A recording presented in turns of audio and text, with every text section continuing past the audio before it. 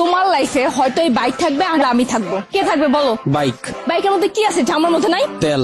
ফাইজলামি করবা না, আমি কিন্তু সিরিয়াস মুন না। তুমি আজকে ফাইনাল ডিসিশন নিবা, তোমার লাইফে এই বাইক থাকবে নাহলে আমি থাকবো। তুমি বলো কে থাকবে? বাইক।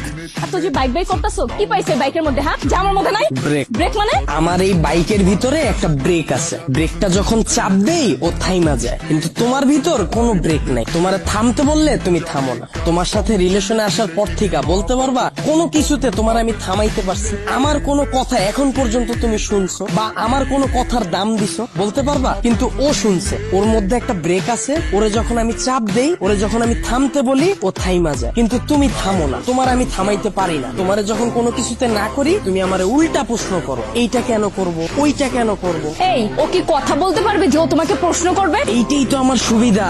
ওরে আমি যেমনে বলি, যেমনে চালাই, ও অমনি চলে। কিন্তু তোমার আমি যেমনে চালাইতে চাই, তুমি অমনে চলো না। ওরে নিয়ে আমার কোনো প্যারা না। তার মানে আমি প্যারা? অবশ্যই প্যারা। তোমারে নিয়ে আমি প্রতি মুহূর্তে আতঙ্কে থাকি। কোন ছেলে তোমার মেসেঞ্জারে নক দিল, কোন ছেলে তোমারে আবার ডিস্টার্ব করলো, কোন ছেলে তোমার প্রোফাইল পিকচারে যে একটা লাভ রিয়েক্ট দিল।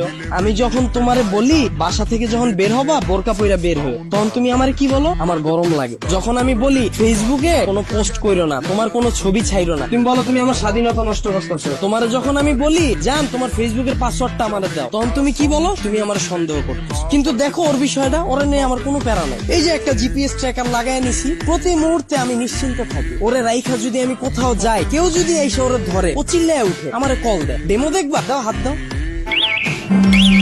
এই যে কল চলে আসছে। আবার তুমি দেখো যদি আমার কোনো ফ্রেন্ড বা আমার কোনো কাজিন আমার এই বাইকটা নিতে চায়, আমি নিশ্চিন্তে দিয়ে দিই। কারণ কি বলতো, আমার এই জিপিএস ট্র্যাকারের ভিতর লোকেশন সেট করা যায়, ও কতটুকু এরিয়ার মধ্যে থাকবে। আমার ফ্রেন্ড যখন এটা নিয়ে যায়, আমি একেবারে নিশ্চিন্তে ঘুমাই। কারণ এরিয়ার বাইরে গেলে আমার বন্ধু যাবে কিন্তু ও যাবে না। ও কতটা লয়াল একটু চিন্তা করো। কিন্তু তোমার দিকটা একবার দেখো, আমি যদি তোমারে রাইখা বিদেশে যাই, সুরঙ্গ ছবির মতো আর ফান্নিশের মতো অবস্থা হইব আমার। দেশে এসে কি দেখুন জানো, আমার বন্ধু তোমার নিয়ে বাইকে গেছে। এখন তুমিই বল, বাইক রাখলে ভালো হবে না গার্লফ্রেন্ড? এত যে বড় বড় কথা বলতাছো, আমাকে নিয়ে লাস্ট কবে বের হইছো মনে আছে তোমার? তোমারে নিয়ে বের হয়ে আমার কোনো লাভ আছে? তোমারে নিয়ে বের হইলে 8-10টা মেয়ে যদি তাকায়, তাও মুখ ফিরিয়ে যায়। চিন্তা করে, এটার লগে তো একটা আছে। কিন্তু যদি আমার এই বাইকটা নিয়ে বের হই, 8-10টা মেয়ের সিরিয়াল লেগে যায়। এখন তুমিই বল, তোমারে চুজ করা ঠিক হবে না আমার বাইকটাকে? এত যে বাইক বাইক করতেছো না, এই বাইক একদিন তোমার জীবনটা খাইবো। তাও ভালো, ভিতরে কোনো কষ্ট থাকবো না, গেলে গা একবারে জামুগা। মানে? তোমার লগে রিলেশনে যাওয়ার পর থেকে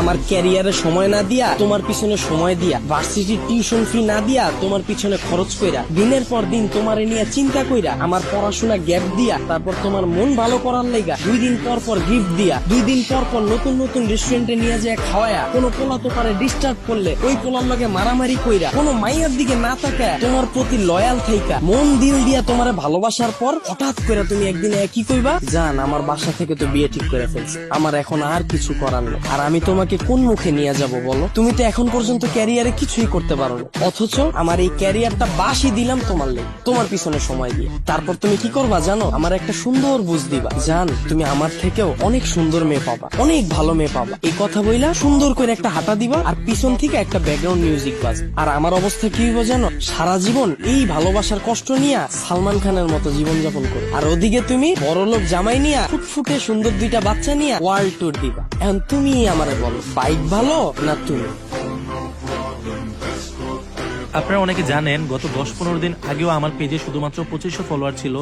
সো আমি কিভাবে শুধুমাত্র নাটক আপলোড দিয়ে 10-15 দিনে প্রায় 60,000 ফলোয়ার করে ফেললাম, এই বিষয়টাই আমি আপনাদের শেখাবো। আপনি নাটক আপলোড দিয়েও কিভাবে ইনকাম করতে পারবেন এবং খুব কম সময়ে আপনার পেজে ফলোয়ার নিতে পারবেন। আমি আপনাদের ভিডিও কলে আলাদাভাবে শেখাবো আপনি কিভাবে নাটকের ভিডিও এডিট করবেন, আপনি কিভাবে নাটকের কালারটা এডিট করবেন যেন সবার কাছে অনেক আকর্ষণীয় হয় দেখতে, আপনি কিভাবে আপনার ভিডিওতে লোগো অ্যাড করবেন, অথবা আপনি কিভাবে আপনার ভিডিওর মিউজিক এডিট করবেন যেন আপনার ভিডিওতে কপিরাইট না আসে।